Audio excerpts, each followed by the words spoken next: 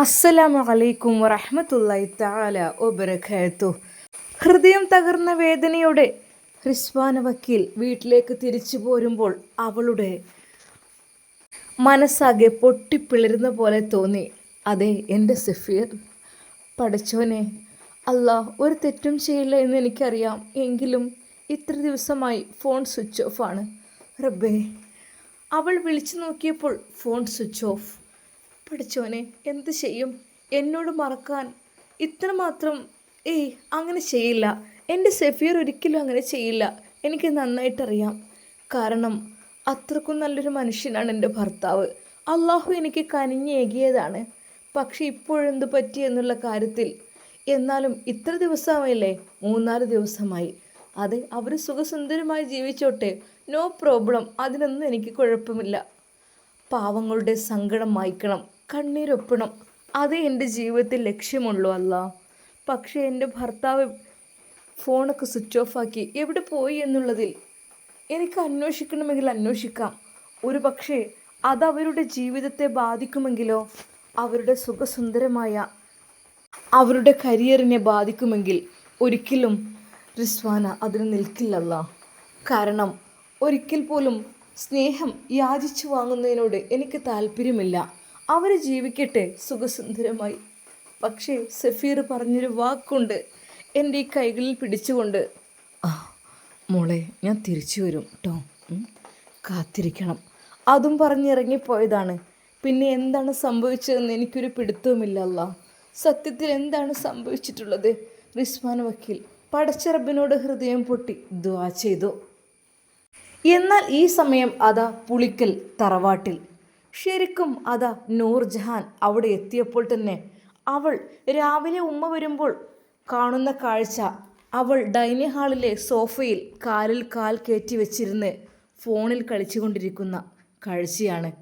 നൂർജഹാൻ, എന്തമ്മായി? അല്ല, ഇതിപ്പോൾ എന്താ? അടുക്കളയിലൊന്ന് കയറണ്ടേ? അടുക്കളയിൽ കയറാൻ അവിടെ വേലക്കാരികളുണ്ടല്ലോ. വേലക്കാരികളുണ്ടായിരിക്കാം, എന്നാലും ജസീറിന് പറ്റില്ല വേലക്കാരികൾ ഉണ്ടാക്കിയതൊന്നും.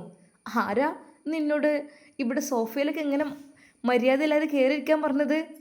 എൻ്റെ പൊന്നാരമ്മായി, നിങ്ങൾ എന്തൊക്കെയാണ് ഈ പറയുന്നത്? ഇവിടെ ഇത്ര എല്ലാവർക്കും ബഹുമാനം നൽകുന്ന വീടാണോ?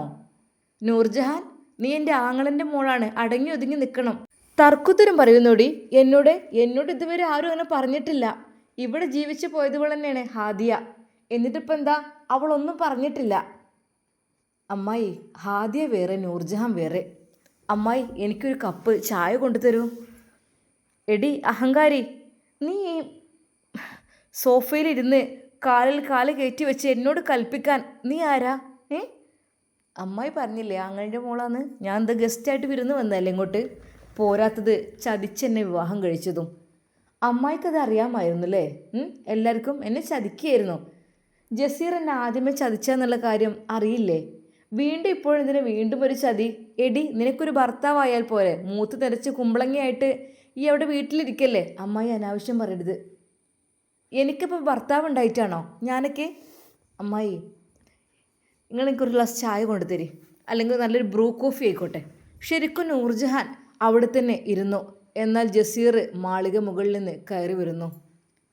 ശരിക്കും അതാ നൂർജഹാൻ്റെ ആ ഇരുത്തം അവനക്കും തീരെ പിടിച്ചില്ല. എന്താ ഇത്? അടുക്കളയിൽ കൂടി? ഓഹോ, നിങ്ങൾക്കൊക്കെ ഒരു വിചാരമുണ്ട് സ്ത്രീകൾ അടുക്കളയിൽ മാത്രം തളച്ചിടേണ്ട ആളുകളാണെന്നുള്ളത്. അതൊരിക്കലുമില്ല. നൂർജഹാൻ്റെ ജീവിതത്തിൽ അടുക്കളയുമായി ഒരു ബന്ധവുമില്ല. അതെ, പോയി ചായ ഇട്ടുകൊണ്ടോടി. ശരിക്കും അതാ ജസീർ കൽപ്പിക്കുന്നു. ജസീർ ഒന്ന് എനിക്ക് വേണ്ടി ഒരു ചായ ഇട്ട് കൊണ്ടുവാ, ഞാനൊന്ന് ഇവിടെ ഇരിക്കട്ടെ. ശരിക്കും ജസീർ ഒന്ന് അമ്പരന്നു. എന്തിപ്പോൾ ഇത് ഇവൾക്ക്? കാരണം മറ്റുള്ള എത്ര ആളുകൾ ഇവിടെ വന്ന് പോയിട്ടുണ്ടെങ്കിലും അവരാരും എന്നോടിങ്ങനെ പറഞ്ഞിട്ടില്ല. എന്നാൽ അതാ ജസീറിനെ വിളിച്ചുകൊണ്ട് ഉമ്മ പറയുന്നു, പൊന്നാര ജസീറെ, പെട്ടുപോയി. ഈ എന്തിനാ വേണ്ടാത്ത പണി എടുത്തത് ചക്ക? വേണ്ടാത്ത പണി? ഇത് ആദ്യമേ എൻ്റെ പ്ലാനിങ് ആയിരുന്നു. സഫീറിന് വേണ്ടി കട്ട സപ്പോർട്ട് ചെയ്ത് ഞാൻ നിൽക്കുക. എന്നിട്ട് സഫീറിൻ്റെ നിക്കാഹിൻ്റെ ദിവസം എവിടെയായിരുന്നു സഫീർ? അതൊക്കെ ഉണ്ടുമ്മ. ആ ദിവസം കയ്യോടെ അവളെ ഞാൻ നിക്കാഹ് കഴിക്കുക. ഇതെൻ്റെ മനസ്സിലത്തെ ആഗ്രഹമായിരുന്നു. ആദ്യത്തെ നിക്കാഹിൽ നിന്ന് അവൾ പിന്തിരിഞ്ഞു പോയപ്പോൾ തന്നെ എൻ്റെ മനസ്സിലെ പ്ലാനിങ് ഇതായിരുന്നു. എങ്ങനെയുണ്ട് എൻ്റെ ഐഡിയ? ജസീർ, ഇതല്പം ക്രൂരമായ പ്രവൃത്തിയായിപ്പോയി. സഫീറിന് വേണ്ടി വരുന്ന പെണ്ണായിരുന്നല്ലത്. സഫീറിന് എന്തിനാ തള്ളച്ചിയെ? എന്നാൽ അത് കേട്ടിട്ട് നൂർജഹാൻ, ആരാടാ തള്ളച്ചി? നിൻ്റെയും നിൻ്റെ തള്ളയുടെയും പ്രായമൊന്നും എനിക്കില്ല, മനസ്സിലായല്ലോ? അടങ്ങിയിരിക്കടി അവിടെ, നീ അവിടെ ഇരിക്കേ. എന്നാൽ അപ്പോഴേക്കും അതാ അവൾ തീരെ അവനെ മൈൻഡ് ചെയ്തില്ല. അവൻ ആ ഡൈനിങ് ഹാളിൽ തന്നെ ഇരുന്ന് ന്യൂസ് പേപ്പറും നോക്കിക്കൊണ്ടിരുന്നു. ശരിക്കും ജസീറിൻ്റെ ഉമ്മ, എന്തൊരു മോശത്തരമാണ്. ഈ ഡൈനിങ് ഹാളിൽ ഇവിടെ ആരും ഇരുന്നിട്ടില്ല. ഇതെന്ന് വെച്ചാൽ സ്പെഷ്യൽ ഗസ്റ്റുകൾക്ക് വേണ്ടി മാത്രം ഒരുക്കിയതാണ്. അതും VVIPകൾ കയറി വരുമ്പോഴേ. ഇവളെന്താ ഇവിടെ കയറിയിരിക്കുന്നത്? ഇവൾക്കെന്താ നാണല്ലേ? ഇവൾക്കിത് എന്തിൻ്റെ കേടാ? ഉമ്മ മിണ്ടരുത്. അവളെ വളച്ചൊടിച്ച് കീഴ്പ്പെടുത്തിയെടുത്തതാണ് ഞാൻ. കീഴ്പ്പെടുത്തിയിട്ട് എന്താ, വല്ലതും നടന്നോ? ഉമ്മയുടെ ആ ചോദ്യത്തിന് മുമ്പിൽ ജസീർ ശരിക്കും പെട്ടുപോയി എന്ന് തന്നെ പറയാം. ശരിക്കും ജസീറിനും ഉമ്മാക്കും നല്ല പണി കൊടുക്കുന്നുണ്ട് അവർ. നൂർജഹാൻ, അവൾ അതാ അവിടെ നിന്ന് എഴുന്നേറ്റില്ല. അപ്പോഴേക്കും അതാ വേലക്കാരികൾ കോഫിയുമായി അങ്ങോട്ട് വരുമ്പോൾ നൂർജഹാൻ്റെ അമ്മായിമ്മയായ ജസീറിൻ്റെ ഉമ്മ പറഞ്ഞു, ഇതെങ്ങോട്ടാ? അത് നൂർജക്ക് കോഫി അവിടെ കൊണ്ടുപോയി കിടക്കണ്ട, അവൾ വേണമെങ്കിൽ ഇവിടെ വന്ന് കുടിച്ചോട്ടെ. എന്നാൽ അത് കേൾക്കുകയായിരുന്നു നൂർജഹാൻ. ആ നിമിഷം തന്നെ നൂർജഹാൻ പറഞ്ഞു, അതെ, ഒരു കോഫി ഇവിടെ കൊണ്ടുവരൂ. ജസീറിൻ്റെ മുമ്പിൽ വെച്ചുകൊണ്ട് അവൾ കാലിൽ കാൽ കയറ്റി വെച്ച് കോഫി കുടിക്കുന്നു. ഹൗ, എന്താ ടേസ്റ്റ്! ഈ ഒരു മോർണിംഗിലെ ഒരു ബ്ലാക്ക് കോഫി അല്ലെങ്കിൽ ഒരു മിൽക്ക് കോഫി കിട്ടൽ എനിക്ക് അത്യാവശ്യമാണ്. അത് കഴിഞ്ഞിട്ട് ജോഗിങ് അതൊക്കെയുണ്ട്. പിന്നെ ബ്രേക്ക്ഫാസ്റ്റ് ചിലപ്പോൾ പുറത്തുനിന്നായിരിക്കും, ചിലപ്പോൾ അകത്തുനിന്ന്. അങ്ങനെയൊക്കെയാണ് എൻ്റെ ശീലങ്ങൾ. ഈ കോഫി അങ്ങ് കുടിച്ചു കഴിഞ്ഞാൽ നല്ല ഒരു എനർജറ്റിക്കാണ്. ശരിക്കും അതാ നൂർജഹാൻ ധരിച്ച വേഷം തന്നെ തികച്ചും വ്യത്യസ്തമായതാണ്. അതെ, അവളൊരു ടീഷർട്ടും ഒരു ടൈറ്റ് പാൻറ്റുമാണ് ധരിച്ചിരിക്കുന്നത്.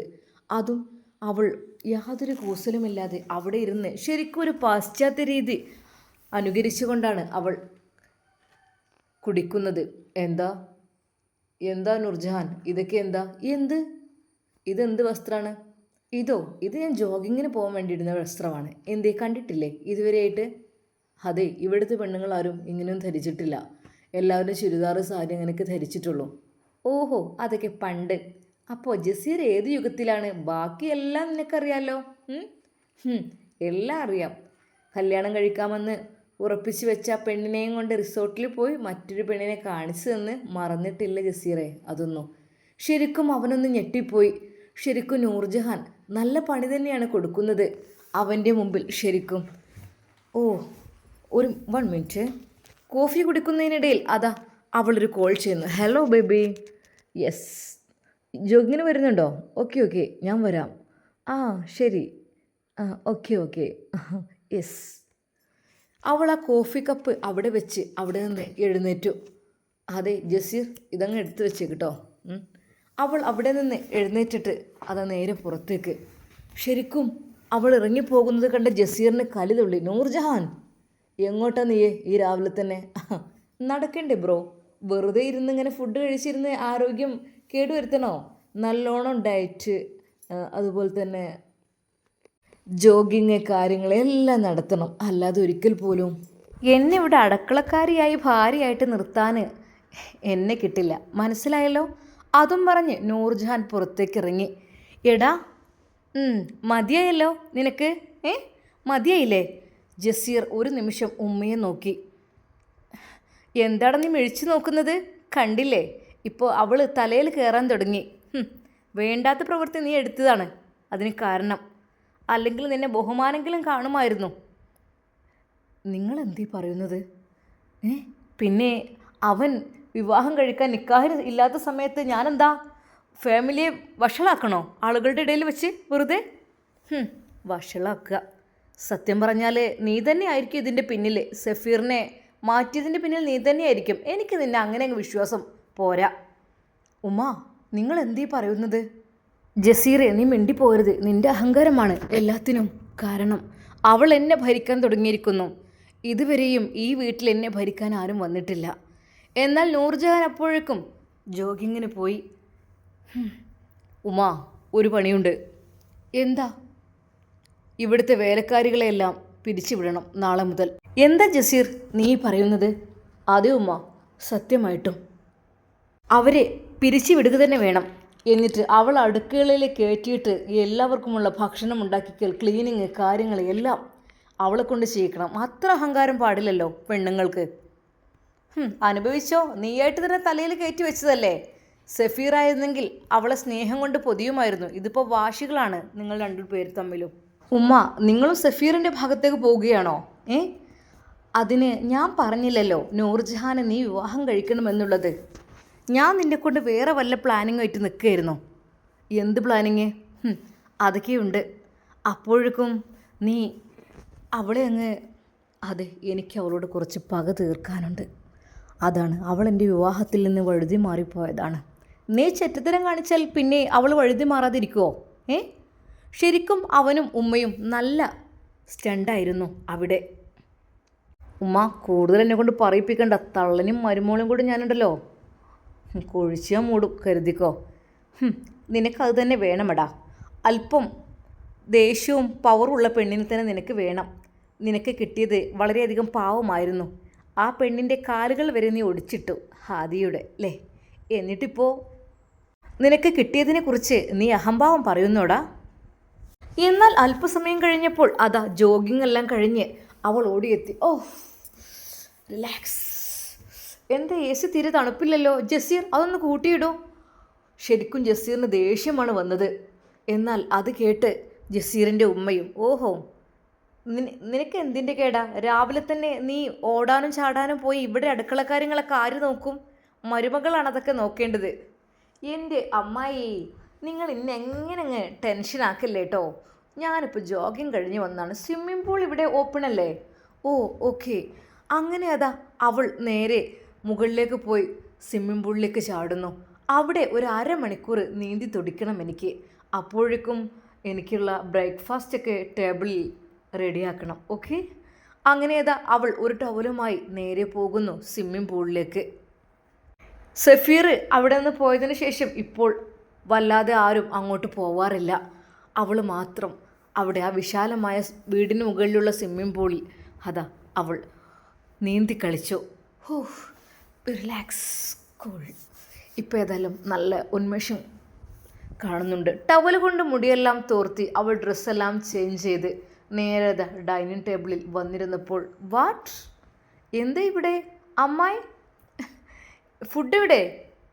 ഫുഡോ? ഫുഡ് എന്താ അമ്മായി? ഞാൻ ഉപ്പയോട് വിളിച്ച് പറയണോ ഇതൊക്കെ? ശരിക്കും അമ്മായി പോലും ഞെട്ടി. എന്താ ഇത്, ബ്രേക്ക്ഫാസ്റ്റ് ഇപ്പോഴും സെറ്റായില്ലേ? നേരത്തെ ഒരു ബ്ലാക്ക് കോഫി കുടിച്ച് പോയതാണല്ലോ. എന്താ അമ്മായി, നിങ്ങൾ സെറ്റാക്കുന്നില്ലേ? പെട്ടെന്ന് സഡൻലി കമോൺ.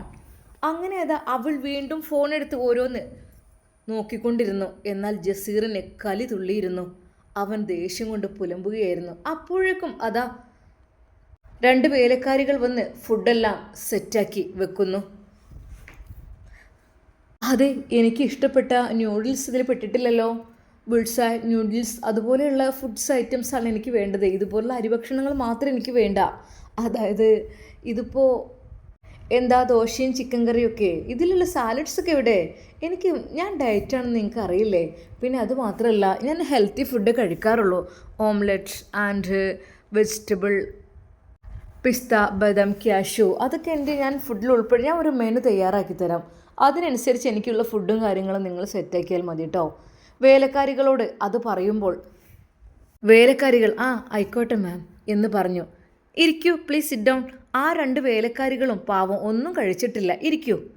ശരിക്കും അതാ ജസീറിൻ്റെ ഉമ്മ കാണുന്നു. അയ്യേ, ആ അടുക്കളക്കാരികളെ ഡൈനിങ് ടേബിളിൽ കൊണ്ടുവന്നിരുത്തിക്ക്. ഇരിക്കൂ 2 പ്ലേറ്റ് എക്സ്ട്രാ എടുത്തോളൂ കേട്ടോ, ഇരിക്കൂ. അങ്ങനെ അതാ അവൾ തന്നെ അവർക്കുള്ള ഭക്ഷണമെല്ലാം പ്ലേറ്റിലേക്കിട്ട് കറിയെല്ലാം ഒഴിച്ചു കൊടുക്കുന്നു. കഴിക്കൂ. എന്നാൽ ജസീറിനെയോ ഉമ്മയോ വിളിക്കുകയോ നോക്കുകയോ അവൾ ചെയ്തില്ല.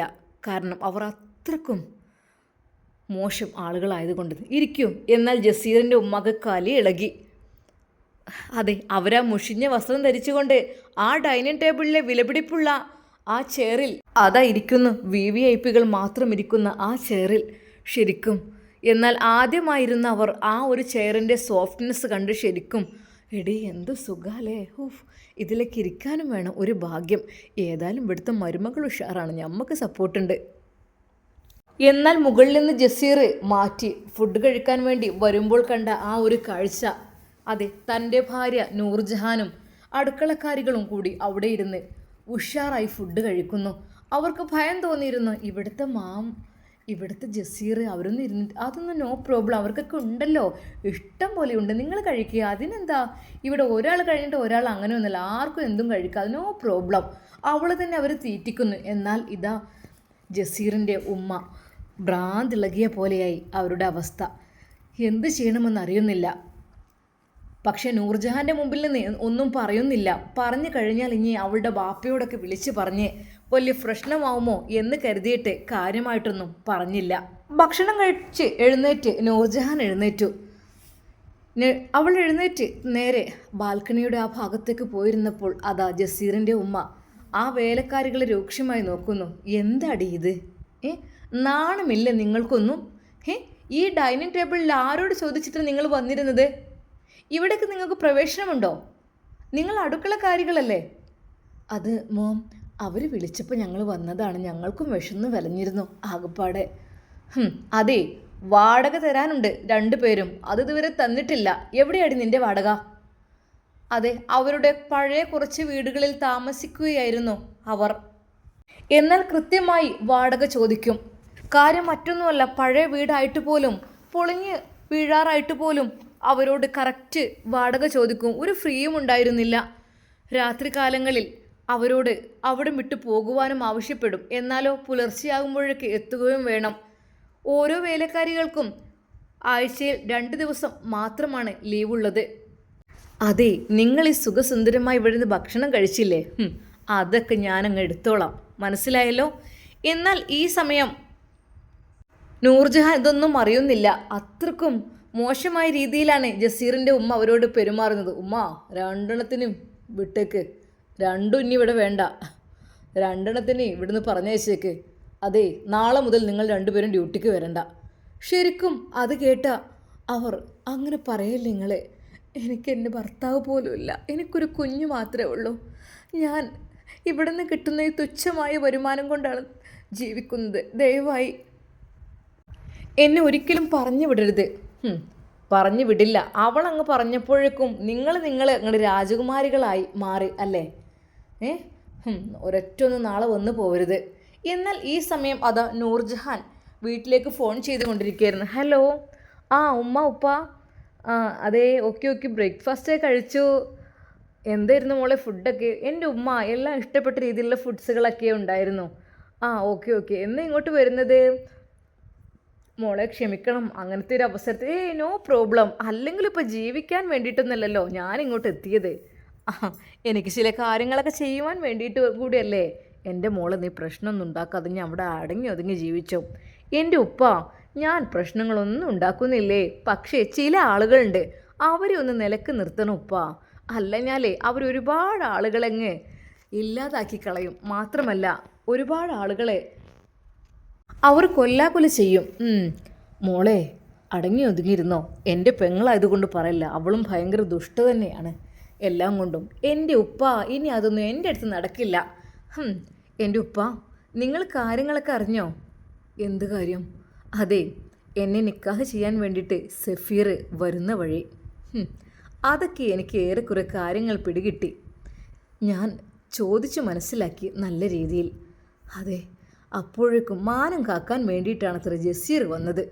എന്തൊക്കെ തന്നെയല്ലോ മാനം നഷ്ടപ്പെടാതെ കല്യാണം കഴിഞ്ഞല്ലോ, അതും വലിയ കാര്യം. മോളെ, അപ്പോഴത്തെ സിറ്റുവേഷനിൽ പിന്നെ എന്ത് ഞാൻ ചെയ്യും? അതെ പാപ്പ, അതെ, അത് തന്നെ വേണ്ടി തന്നെയാണല്ലോ. എന്നാലും സഫീർ എവിടെയാണെന്ന് കണ്ടുപിടിക്കുക തന്നെ വേണം. അതെ, അവരൊന്നും വെറുതെ ഞാൻ വിടില്ല. ഉപ്പയുടെ പെങ്ങളെ മകനും, അത്രക്കും വലിയ ജാടത്തിണ്ടികൾ ഈ ദുനിയാവിലുണ്ടാവില്ല. ഉപ്പാ, മോളെ നല്ല രീതിയിൽ ജീവിച്ചോ. അവരൊക്കെ വിഷങ്ങളാണ്, എനിക്കറിയാം, വിഷവിത്തുകളാണ്, പറഞ്ഞിട്ട് കാര്യമില്ല. എന്തപ്പോൾ ചെയ്യുക? എൻ്റെ ബാപ്പാവോ നിങ്ങൾ ഒന്നും കൊണ്ട് വിഷമിക്കണ്ട, ഓക്കെ. അവൾ ഫോൺ ചെയ്തുകൊണ്ട് അതാ ബാൽക്കണിയിൽ നിന്ന് ഇറങ്ങി വരുമ്പോൾ ജസീർ അത് കാണുന്നു. രാവിലെ തന്നെ ഫോണും വിളിച്ച് ആർക്കാന്നാവോ? എനിക്ക് ഫാമിലി ഉണ്ട്.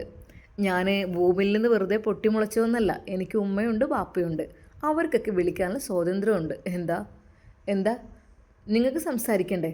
പിന്നെ സൽക്കാരത്തിന് വരാൻ വേണ്ടി ആവശ്യപ്പെട്ടിട്ടുണ്ട്.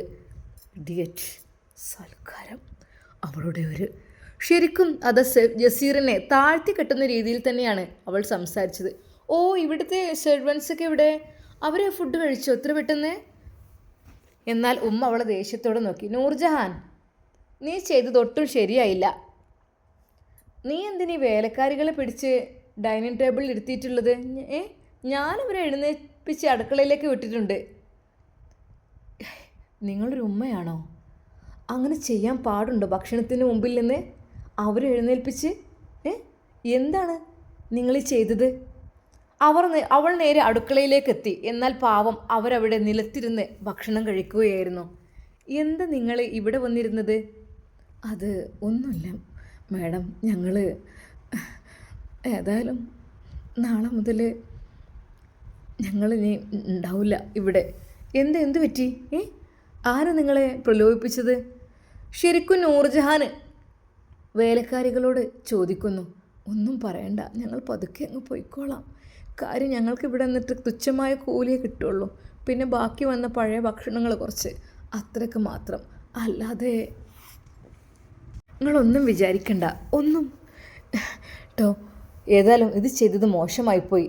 ആ ഭക്ഷണം കഴിക്കുന്നതിനിടയിൽ നിങ്ങൾ അവിടുന്ന് എഴുന്നേൽപ്പിച്ചു അല്ലേ? എന്നിട്ട് ഇവിടെ കൊണ്ടുവന്ന് ഇരുത്തി. എന്താണിതൊക്കെ? ഇതൊക്കെ ഒന്ന് മാറ്റിയെടുക്കാനുണ്ട്. മോളെ, ഞങ്ങൾ നാളെ ഉണ്ടാവില്ല. ഞങ്ങൾക്ക് ഇവിടുന്ന് പോകാനുള്ള ഷീറ്റ് കിട്ടിയിട്ടുണ്ട്. ഇനി വരണ്ടെന്ന് പറഞ്ഞിട്ടുണ്ട്. ഓഹോ, അങ്ങനെ അല്ലേ?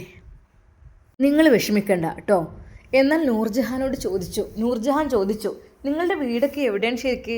മോളെ, ഞങ്ങളുടെ കുറച്ച് അപ്പുറത്താണ്. ഇവൾക്ക് ഭർത്താവില്ല. എനിക്കൊരു മകനുണ്ട്, അവൻ പണിക്ക് പോകും. എന്നാലും ഈ കൂലിപ്പണിയൊക്കെ ആയതുകൊണ്ട് എപ്പോഴെങ്കിലൊക്കെ പണി ഉണ്ടാവുള്ളൂ. എന്തു പറ്റി ഭർത്താവിന്? ഭർത്താവിനെ ഉപേക്ഷിച്ച് പോയതാണ്. അത് ഗർഭിണിയായ സമയത്ത് എന്നെ ഉപേക്ഷിച്ച് പോയി. ഉമ്മയും ഉപ്പയും ഉണ്ടായിരുന്നു, എല്ലാവരും നഷ്ടപ്പെട്ടു, മരിച്ചുപോയി. പിന്നെ എനിക്ക് എൻ്റെ കുഞ്ഞിനെ പോറ്റാൻ ഇതല്ലാതെ വേറെ വഴിയില്ല. കുഞ്ഞെവിടെ? കുഞ്ഞിനെ ഇപ്പോൾ സ്കൂളിൽ 1-ാം ക്ലാസ്സിലാക്കിയിട്ടുണ്ട്. അങ്ങനെ. നിങ്ങൾ എവിടെയാണ്? ഞങ്ങൾ വാടകയ്ക്കാണ് താമസിക്കുന്നത്. ആയിക്കോട്ടെ, ഓക്കെ. അവർ അവരുടെ ജോലികൾ തുടർന്നു. താത്ത, ഞാൻ എന്ത് ചെയ്യുക? എനിക്ക് ഇനി ആരുമില്ലല്ലോ. ഞാൻ എന്ത് ചെയ്യുക? എൻ്റെ കുട്ടിക്ക് പുസ്തകങ്ങളൊന്നും വാങ്ങിയിട്ടില്ല. സാരമില്ല, എന്ത് ചെയ്യാം? എന്നാൽ വേലക്കാരികൾ വീട്ടിലേക്ക് പോയി. ആ സമയത്ത് തന്നെ അതാ ജസീറിൻ്റെ ഉമ്മയും പിന്നാലെ പോകുന്നു. എന്നാൽ ഈ സമയം നമ്മുടെ നൂർജഹാൻ നേരെ വിളിക്കുന്നു. മറ്റാർക്കുമല്ലായിരുന്നു, അതെ, നമ്മുടെ റിസ്വാന വക്കീലിനെ. ഹലോ, അറിയോ? അറിയാം, നൂർജഹാനാണ്.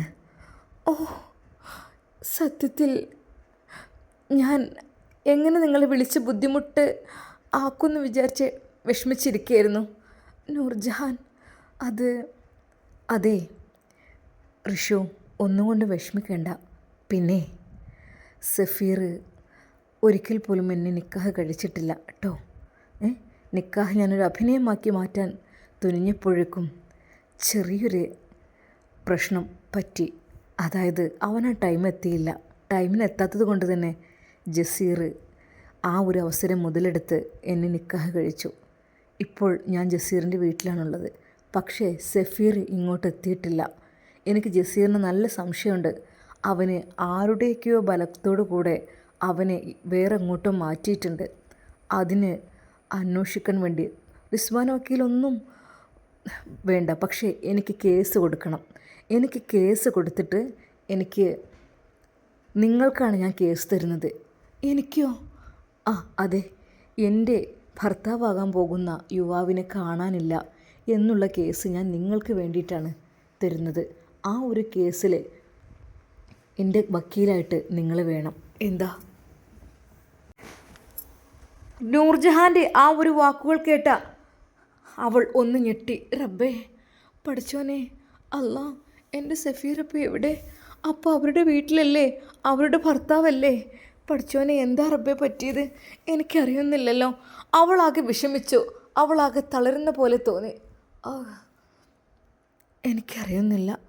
എന്നാൽ ഈ നിമിഷം അതാ അവളുടെ ഫോൺ ലൊക്കേഷൻ അനുസരിച്ച് നൂർജഹാൻ കാറുമായി പോയി. അതെ, അവൾ നിൽക്കുന്ന ആ ഒരു ഭാഗത്തേക്ക്. ശരിക്കും അതാ അവളെ ഞെട്ടിപ്പിക്കുന്ന രീതിയിലായിരുന്നു. അല്പം ഉള്ളോട്ടുള്ള പ്രദേശം, പ്രകൃതി മനോഹരമായ ഒരു വില്ല പോലുള്ള സ്ഥലത്താണ് അവളുടെ കാറ് ചെന്ന് നിന്നത്. ലൊക്കേഷൻ അനുസരിച്ച് ഇവിടെയാണ്. അപ്പോൾ ഇത്രയും ദൂരത്ത് ഇതിപ്പോൾ എന്താണ് സംഭവം? അവൾ കാറിൽ നിന്ന് ഇറങ്ങി നൂർജഹാൻ നേരെ അതാ റിസ്വാന വക്കീലിൻ്റെ ആ വില്ലയിലേക്ക്. ഇൻഷാ അല്ലാ സഫീർ എവിടെയായിരിക്കും? സഫീറിനെ ജസീർ എന്ത് ചെയ്തു? അന്വേഷണത്തിന് വേണ്ടി തന്നെയാണ് നൂർജഹാൻ ഇറങ്ങിയിട്ടുള്ളത്. അതവൾക്ക് ബാധകമായിരുന്നു. എന്തൊക്കെ തന്നെയാലും ഇൻഷാ അല്ലാ ജസീറും അവൻ്റെ ഉമ്മയും പെടുമോ? തികച്ചും അവരുടെ ആ ഒരു തെറ്റായ വഴിയിലൂടെയുള്ള ജീവിതം അതെല്ലാം ഇല്ലാതാക്കണം. അതാണ് നൂർജഹാൻ്റെ ഉദ്ദേശം. ഇൻഷാ അല്ലാ നമുക്കിതിൻ്റെ ബാക്കി ഭാഗം നാളെ കാണാം. അതുവരേക്കും എല്ലാവർക്കും അസ്സലാമു അലൈക്കും വറഹ്മത്തുള്ളാഹി തആല വബറകാതുഹു.